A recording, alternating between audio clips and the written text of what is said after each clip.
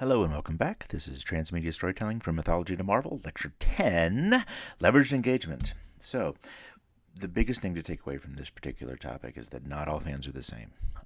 Understanding this when you're trying to build a big, vast transmedia franchise is crucial because a lot of the time you get somebody that is designing an experience or designing a property or a project, and they have one kind of fan in mind. So um, frequently, if you just have that tiny little like laser focus on a particular fan type, you're not doing yourself any favors because you're not taking into consideration the breadth of an audience that's necessary to be successful.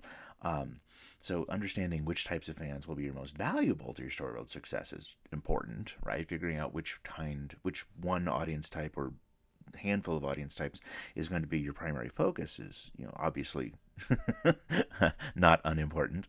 But you also need to take into consideration who else might be a part of that audience for your particular project. And that is vastly more important than thinking about this as a kind of four quadrant sort of a thing, which we'll get back to.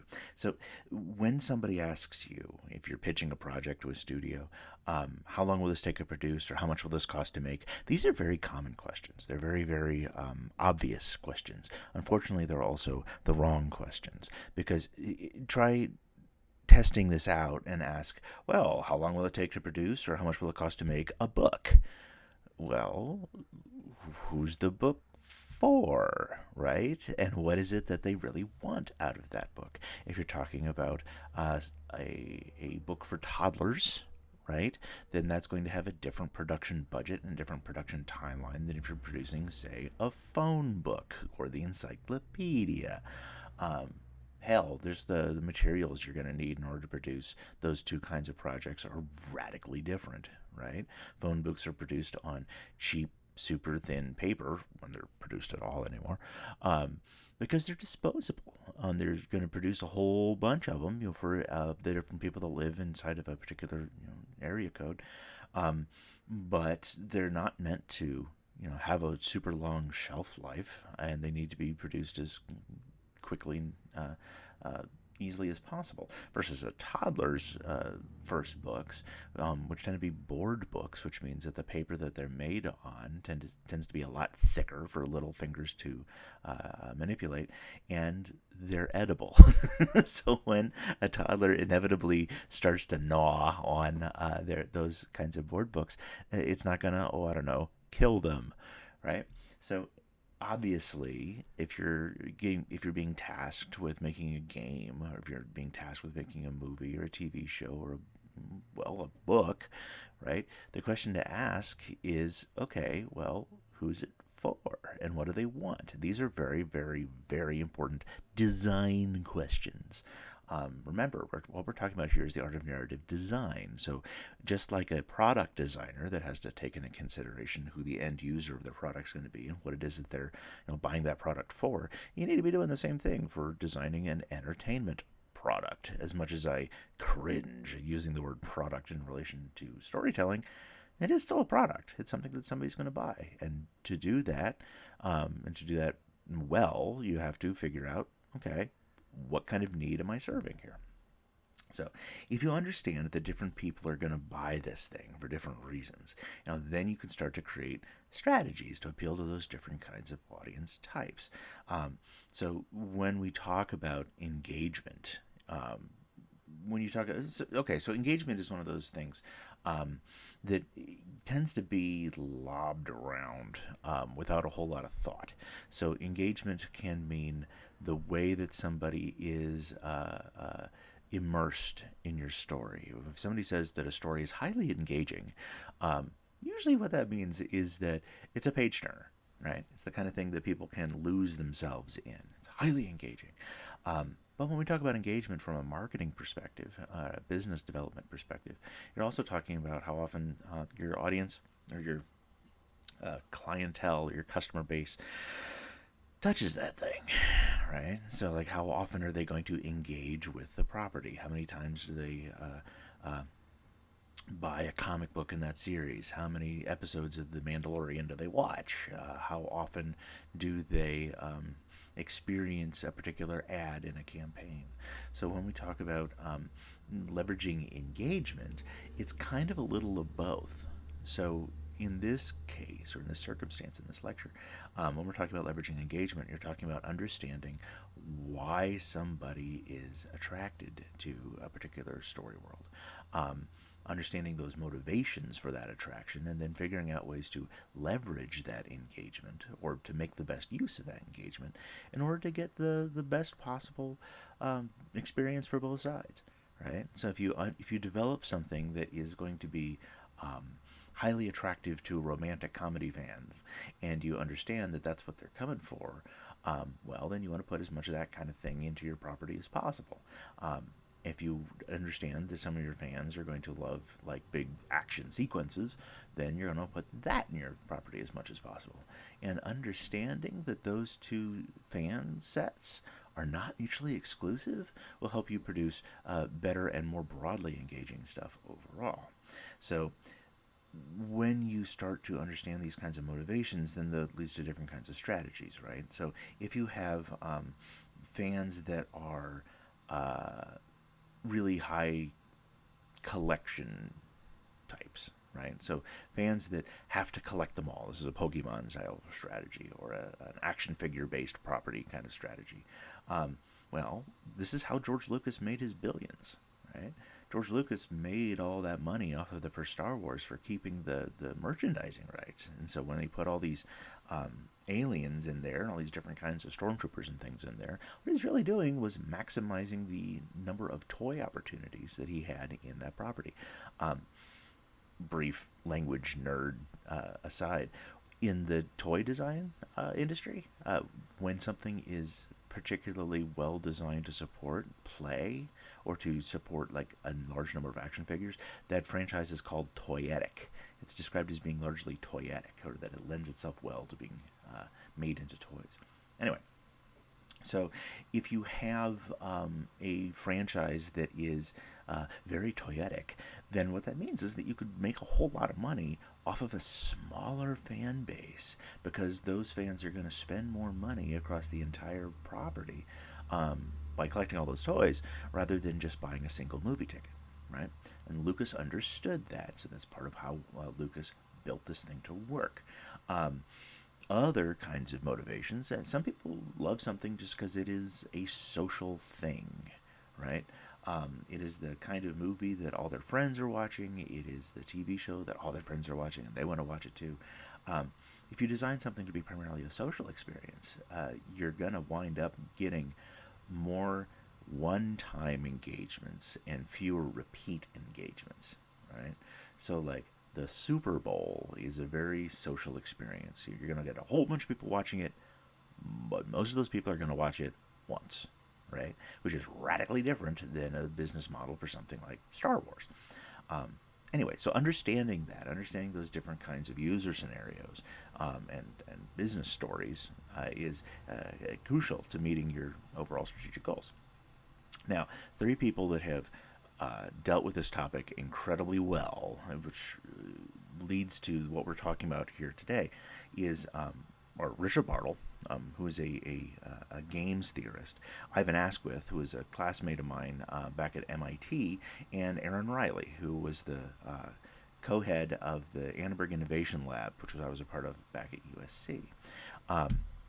So Bartle had this fantastic insight, which is if you start to look at player types of video games, especially the kind of online multiplayer social games that were sort of the precursors to MMOs like World of Warcraft.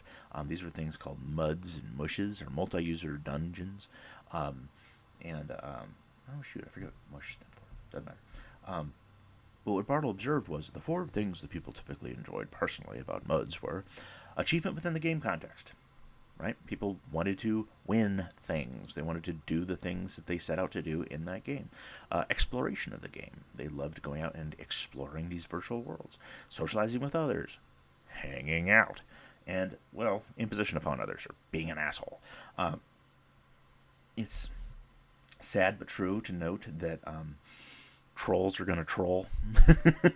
So um, when you wind up with a bunch of people that are the same dudes that camp out in multiplayer games like Overwatch and basically grief other players, they've been doing that for years. It's the same kind of behavior that we had, back in the very earliest days of online gaming. Um, which means that we probably have no hope whatsoever that humans are ever going to change. Anyway, but those are four classifications into which you can place these kinds of fan behaviors. Uh, Ivan then took that same kind of concept and applied it to television. So what Ivan was doing for his master's thesis was he was looking at different models of engagement applied to the TV show Lost. And Lost is a fantastic show to kind of develop a taxonomy of fandom for, because a bunch of people watched Lost because it was this really fascinating show about a airplane that crashes on a distant island, and the kind of interpersonal relationships that arise from being a stranded, I was like castaway, but that sort of a thing, on this far distant island. But also there was all kinds of weird shit that was going on the island. So like people found polar bears, and people found these hidden hatches in the island that were indicative that there were some kind of weird mystic monster thing going on. And so at the same time that you had these kind of people that were engaged in the romance that was emerging between multiple characters and the romantic triangles that was emerging between those characters, there were also people that were hugely interested in figuring out this, are unraveling this mystery that was on the island, and people that were interested in the mythology that was emerging as that mystery unfurled, right? And the other people, really fell in love with the show because they would sit and watch it with their friends, and they would debate what was going on the show with their friends. And so what Ivan did was he took all these kinds of scenarios and said, okay, look, some people are engaged with this primarily for entertainment. The baseline thing is that people are going to watch the show because it's fun, they enjoy watching it, for the sheer dint of it being a good time. So the lowest common denominator of engagement is entertainment. Um, Added to that is the logic of social connection. So these are the people that watch it because their friends are watching it, and they want to be a part of the in crowd and understand what people are talking about and engage in those conversations. The logic of mastery is very much this notion of understanding that bigger mythology, right? So to master a story world like Star Wars is to understand, the history of the Jedi and the Sith, to understand the different types of Jedi, know all the different types of spaceships and things in Star Wars. You view it as a corpus of text that is there to be understood and mastered. Right? The logic of immersion is directly associated with how well you can lose yourself in that. So much like engagement, it's that idea that you can lose yourself completely inside of this story world, and through that tend to move on to this next one, this logic of identification, right? You can lose yourself in a world like The Walking Dead, but when you engage with a world like Harry Potter, there is a sort of inherent philosophy in Harry Potter. There is a set of lenses through which you can view the world in Harry Potter. The houses are themselves indicative of different kinds of philosophy that you can, then communicate out to the world and say, "Oh, I'm a Ravenclaw," or "I'm a Gryffindor." Right?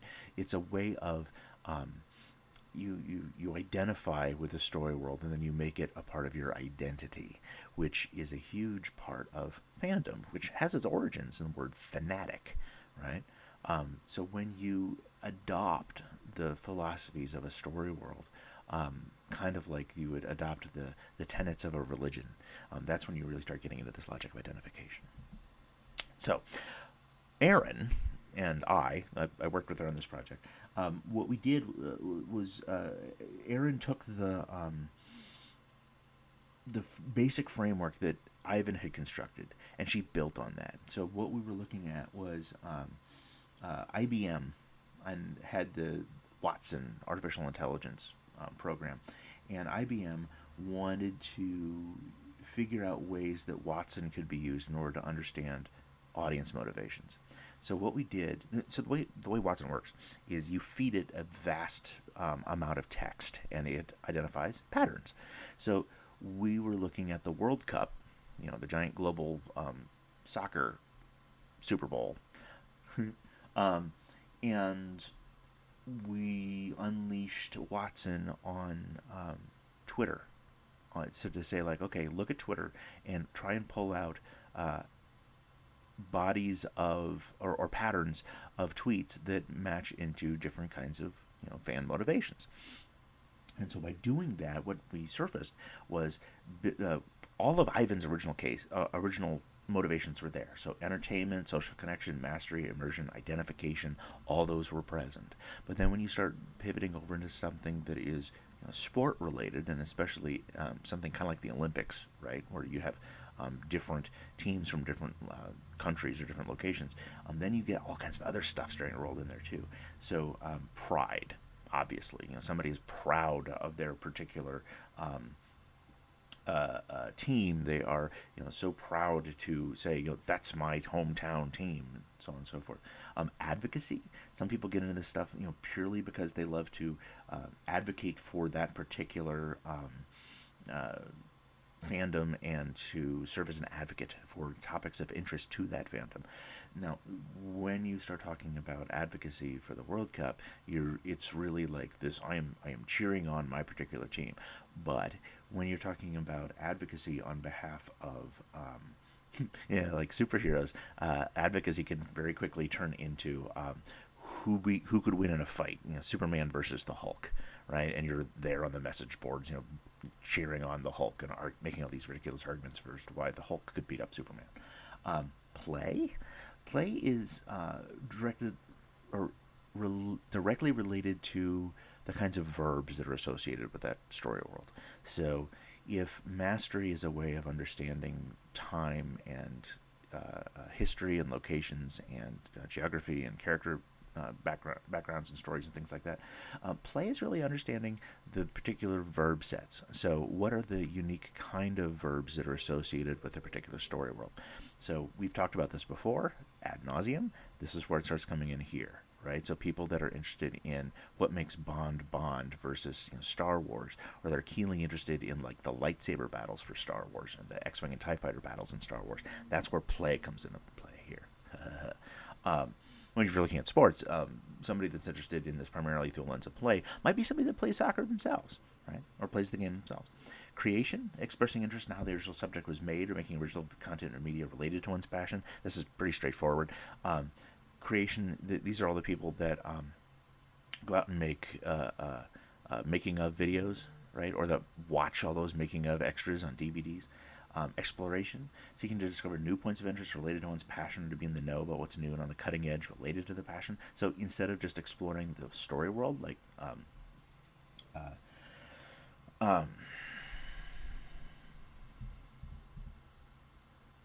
Bartle, sorry, that Bartle was talking about, they're interested in exploring deeper into that subject matter.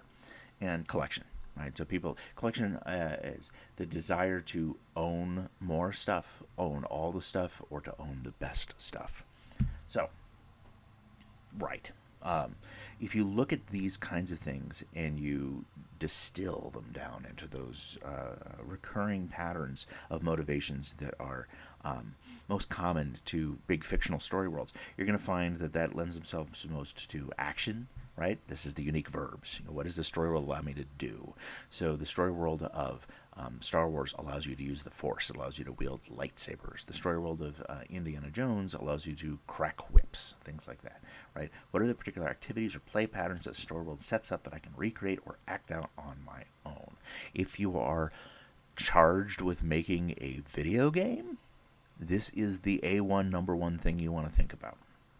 If you are charged with making something that's going to translate into a theme park at some point, like the Disney Imagineers, this is your A1 number one thing that you've got to worry about, right? You have to think about, what is it that my fans are going to do? collection. This is pretty straightforward. How much stuff exists associated with the franchise? We have all of it. We have the best of it. We have the best of it for me, right? This is the greed. Greed is good, sort of motivation for a franchise. Creativity. How is this thing made? How can I make stuff like it? So the flip side of understanding that creativity is a motivator is people are going to watch the DVD extras as to how something was made because either A, they're a huge fan of somebody like Guillermo del Toro, or B, they themselves want to be the next Guillermo del Toro, right? So they could be looking at this as a kind of tutorial, and so they're looking for lessons to be learned. Philosophy. This is the whole, like, how does this thing change how I view the world? Is there an inherent philosophy or a framework of understanding the world that is associated with this thing? Social. Why is this cool? Is this something that my friends are going to want to talk about? Am I going to be cool if I can talk about this with my friends? I want to be a part of this just so I can have those kinds of conversations. And finally, story. Right? What is the plot? Who are the characters? What's the story world?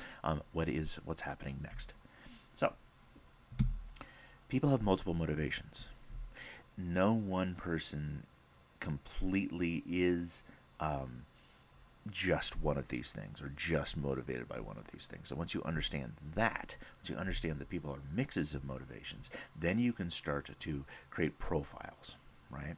So what Bartle came up with was this idea of turning his motivator types into what are called user profiles, right? So in marketing, you would create multiple user profiles for a product. So if you were Ford and you're trying to launch a new minivan or a new SUV, better yet, you're going to say, okay, well, some of my users, I believe, or my potential customers are going to be soccer moms, right? The very phrase soccer mom is evocative of a kind of user profile. You're interested mostly in what this thing is going to be able to do for ferrying your family around, and you're going to be interested in something that's going to be easy to clean because those kids are probably going to track a whole bunch of mud into this thing. This is where the Honda Element came from, by the way. That SUV where the inside is almost completely rubber, and so you could hose it down. And that was said that design decision was made because the car designer said, well, we're going to have a bunch of people that are going to have a bunch of kids that are absolutely freaking filthy coming in from soccer, but we're also going to have a bunch of people that like to go out camping, so they're going to come in and trek in a bunch of mud, or we're going to have people that are going to use this thing mostly for the largely underserved utility part of the sport utility vehicle. One friend of mine is a vet, and she owns an Element because it's so easy to transport her animals in and hose it off once it's been done. Another friend of mine that has a Honda Element is she works in parks, right? Like national forest kind of parks. And so she has a very muddy kind of a job, and these people love those things. I mean, they're not targeted at people that really love soft, plush, cushy kind of transportation. It's not the same market as a Mercedes by a long shot, but for those people that absolutely fit those kind of profiles, it's an awesome sell. So what Bartle was doing in his essay that spawned all this, Hearts, Clubs, Diamonds, Spades, he was understanding that different kinds of fan profiles could be created by understanding what mixture of motivations they had, right? So achievers are diamonds, always seeking treasure. Explorers are spades, digging around for information. Socializers are hearts, empathizing with other players and connecting with them. And killers are clubs because they hit people with them. Now, what Aaron started looking at was, is there a way through the body of knowledge that falls out of this kind of artificial intelligence augmented assessment of like Twitter for the World Cup that acknowledges that people are made up of these different kinds of motivations, and you can roll those into different kind of profiles, but you can also sort of like the Heisenberg uncertainty principle, you can change the body that's being observed by acting upon it, right? So what she was observing is that particular brands that wanted to engage with World Cup fans could engage in real time through things like tweets that would either nudge fans from one particular mindset into another, or be reactive to changes in the action on the field, right? So real live, real time engagement with audiences by looking at what was happening out in the game and understanding that this brand, if it made this tweet at this particular moment, would be giving them the largest possible lever to change the conversation, right, or to affect the conversation. And so, what she was looking at are ways that those motivators can be used to influence these different mindsets, right? So these different mindsets that are made up of particular motivations and how closely related they can be. So if you look at big transmedia story worlds, big fictional story worlds like Star Wars, what you see is that there are these dominant fan profiles that are tied, obviously, to the dominant fan motivations. So the mythologist, this is somebody that's primarily motivated by story, but is also interested in collection and social because they want to understand and collect the entire story, and then they want to talk to their friends about it. And philosophy, because they think deeply about the story and what that means. Romantics are people that are interested primarily in the relationships between characters. This is not necessarily always purely like, sexual, right? So Fast and the Furious has a huge percentage of its fan base that is motivated by the relationships between the Dom and Brian and the other members of the gang. It's not that it's a particular, homosexual relationship, although I'm sure you could read it that way. But it's the notion of brotherhood, that relationship of family in that story world, that is such a huge draw for that particular audience type. Now, so romantics are primarily motivated by story and social, although they're interested, when we say social, is more about the relationships between the characters than it is necessarily between them and their own fans. And frequently creativity, because romantics very frequently engage in writing fanfic. And fanfics that explore alternative relationships, shall we say, between different kinds of characters. Completionists, greed, they want to collect everything. Driven primarily by collection, followed by story and social. These are all the fans that post their huge walls full of collectibles up on Facebook. But connoisseurs are similar to completionists, but they're the ones that are super, super, super, super, super picky. Right? So connoisseurs are the ones that are going to not be satisfied with the, lightsaber that you buy for $20 off of the toy aisle in Walmart. These are the dudes that are going to drop like $10, $20, $30,000 in order to get the screen used prop from one of the movies, right? Now, for various reasons, so why do they do that?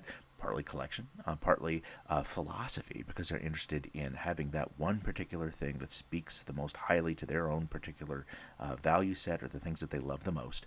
And social, right? Because God knows if you have that one thing, you're probably going to want to show it off. And they're going to be interested in story. So, playgrounders, these are the folks that are interested in the action. That can be what kind of actions the story world allows them to do, but can also be those kinds of big actiony set pieces, again, like Fast and the Furious, where they love this thing for the big, huge explosions that this story world will provide. So a fan of Fast and the Furious that's a playgrounder, they might love it because they themselves love doing street races, or they themselves are thieves, but it might also just be because they love that kind of high-speed action-adventure stuff that only Fast and the Furious is currently providing it to the market. Socialites, already talked about this. These are the people that are just there because their friends are there, and the makers are the ones that are interested in how the thing was made, and ideally, how they themselves can go off and make something like it. So, when you are designing a project, one of two things can happen. You can either design something profile first, right, where you survey and evaluate your existing audience, and then you start crafting profiles that sort of describe how different groups of that audience act, and you identify those things that motivate those groups, and to map out those behaviors that are going to appeal or might appeal to those profiles, and then revisit those lists to identify additional profiles, motivations, to see if you missed anybody, or if there's something particular to your or particular to your particular project, that attracts a different kind of fan group. Um, and then to start strategizing a mix of franchise components that's going to appeal to those people.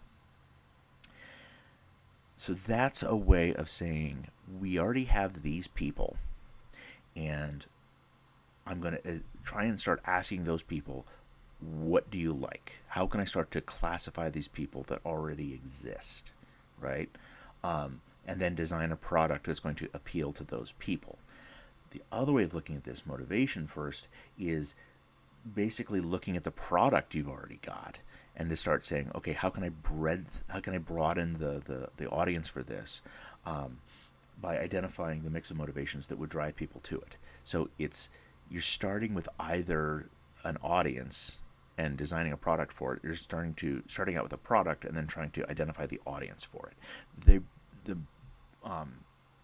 end result's the same, right? But how you think about it in your process is just slightly different. Okay.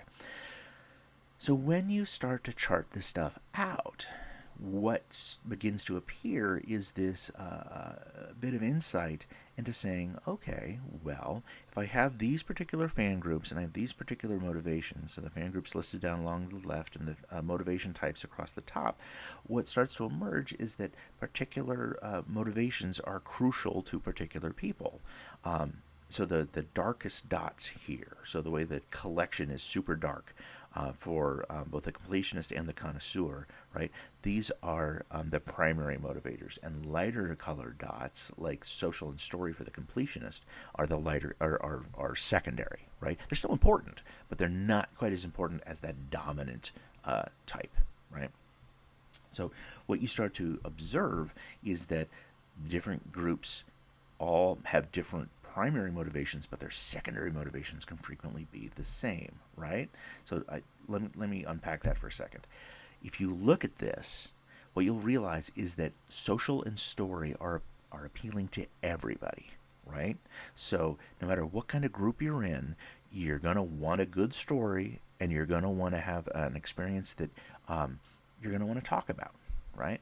So if you go back to Ivan's thing, this is the logic of entertainment, right? The fact that everybody wants a good story, that is this baseline concept of the logic of entertainment, which means rule one is don't suck, right? First and foremost, tell a good story, and then tell a good story that people are going to want to tell all their friends about, right? So, in other words, do these first. So start focusing on developing a really good story first, and then start to think about, okay, does that story include these different elements that are going to be appealing to my identified fan groups? So if I'm going to say, okay, I think I'm going to want to tell a big sci-fi story, but I want my fans to I want to attract people that love big action pieces, and I want to attract people that love, particular character romances. Well, does my story world have enough of those things? And does it have those things in enough of an equal measure that it's going to attract those kinds of audiences accordingly, right? Make sense? All right. So there's one other thing that you might want to look at. How do you do that? Well, that's what these are for. So each different fan group is going to engage with other members of that same fan group depending on their dominant motivations, right? So completionists will talk to other completionists by the way that they've managed to complete their collections, right? Whole boards on Facebook exist of people just, championing what thing that they've just managed to find, or what holy grail they've added to their particular collection, right? So if you want to appeal to completionists, you better figure out ways to have stuff in your story world or your franchise design or your overall product design, like super rare Pokemon cards, that are going to attract completionists. Same thing goes for connoisseurs, same thing goes for playgrounders. If you're gunning primarily for playgrounders and you want playgrounders to talk to other playgrounders, you're going to have some really good action pieces or some really awesome verbs associated with your franchise. Okay, so one other question. How do you do this, and why do you do this? Well, different franchise owners have different priorities. Okay, so different franchise owners will prioritize those audiences differently. If you are one particular franchise owner, you're the franchise owner for this project, you guys are the franchise owners, you have to figure out how you're going to triage these things. So, Lego, okay? If you're Lego, you're going to try and design a franchise audience map that looks sort of like this, a profile map that looks sort of like this. You're going to be targeting completionists, connoisseurs, playgrounders, and makers. Right. This is pretty straightforward. Some people collect Lego sets because they want to they want to collect them all. Right. Others collect only the super rare or the super specialist Lego sets. Things like that. Super expensive 7,500 piece Millennium Falcon replica that Lego did a couple years ago.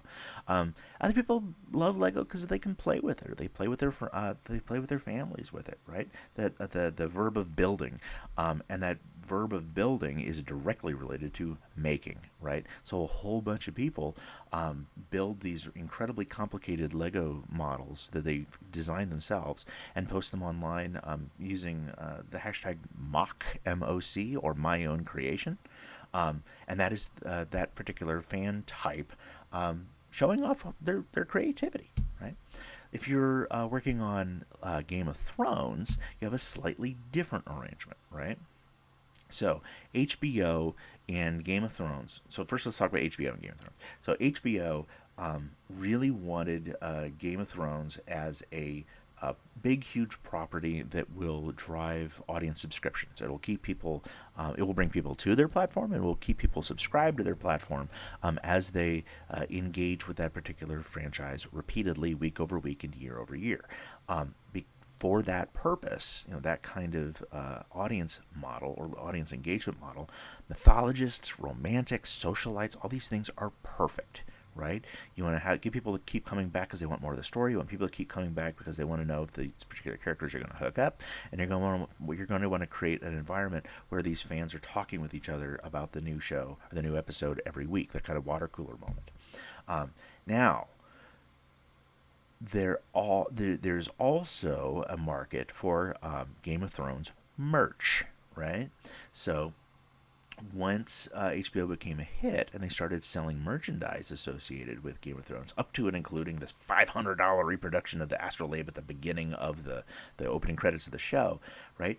Then some of the thinking started to change. So like, okay, well, if we can start to make money off of these kinds of collector's things, like replica swords for the different houses, or merchandise that tells people like who they are in that world, to communicate like which house you're a part of, like we talked about in the previous lectures, right? Well, now we can start appealing to connoisseurs and maybe potentially completionists. But if you're George R.R. Martin, George R. R. Martin is the guy that actually created Game of Thrones. He's the novelist that wrote the books upon which all that stuff is based.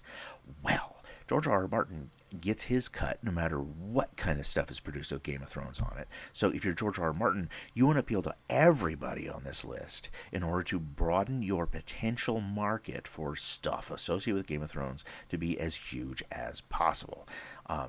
It's good to be George R. R. Martin.